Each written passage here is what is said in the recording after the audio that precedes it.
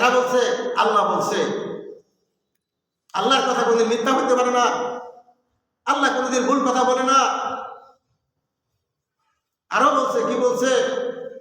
যে এবারে পাঁচ ওয়াক্ত নামাজ যে সময়ের প্রতি লক্ষ্য করে আদায় করিবে, ইত্তেমাম করিবে, আমি আল্লাহ তাআলা তাকে 5 প্রকারের সম্মানিত করিব।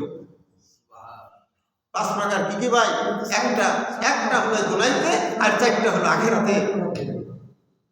একটা ভাই দুনিয়াতে কি? আল্লাহ তাআলা বলছে এইটা হলো আমি দুনিয়াতে তোমার রিজিকের ব্যবস্থা করে দিব, রিজিকের সম্পূর্ণ দূর করিয়া দেব। এটা কারা কইছে? আল্লাহ কইছে।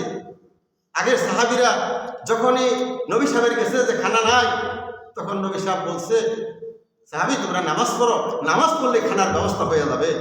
তারা বিশ্বাস করে নামাজ পড়ছে, খানার ব্যবস্থা হয়ে গেছে। আসলে ভাই আমরা তো বুঝি না। আমরা যদি এই 5 ওয়াক্ত নামাজ সময়ের প্রতি লক্ষ্য করিয়া গুরুত্ব সহকারে আদায় করি, আল্লাহ তাআলা আমাকে এই রিজিকের ব্যবস্থা করে দিবে, এটা আমাকে বিশ্বাস করতে হবে, এটা আমার দিলের মধ্যে ফিট করতে হবে, এটা আমার দিলের মধ্যে আনতেই হবে। তো ভাইজান আরো বলছে কি? আর 4টা হলো আখিরাতে। 2 নাম্বার হলো তার কবর আযাব আল্লাহ তাআলা মাফ করে দিবেন।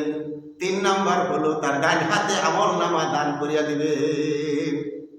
4 নাম্বারে ভাইজান 30,000 ফুলসুরাতের রাস্তা বিদ্যুৎ বেগে পার করিয়া দিবেন। কেন দিবেন? ওই মালিক দিবেন। 5 নাম্বারে বিনা হিসাবে আল্লাহ তাআলা তাকে জান্নাতে প্রবেশ করাবেন।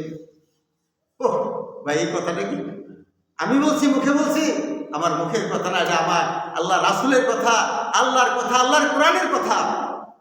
আল্লাহর কোরআনকে যে বিশ্বাস করে, আল্লাহর কোরআনকে যে মানে, সেই হলো পবিত্র মুসলমান। তাই ভাইজান আমরা সকলেই এই 5 ওয়াক্ত নামাজ সময়ের প্রতি লক্ষ্য করে পড়িব, সময়ের প্রতি গুরুত্ব সহকারে আদায় করিব। এটা আল্লাহ কোনোদিন ভুল।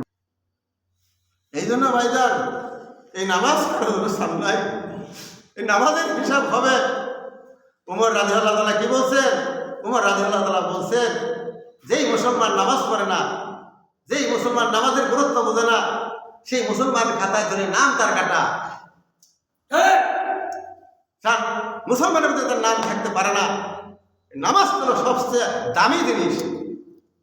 তাই আমরা কি করবো ভাই? সকলে এই 5 ওয়াক্ত নামাজ সময়ের প্রতি লক্ষ্য করে পড়িব এবং মসজিদে আসে পড়ার জন্য চেষ্টা করব।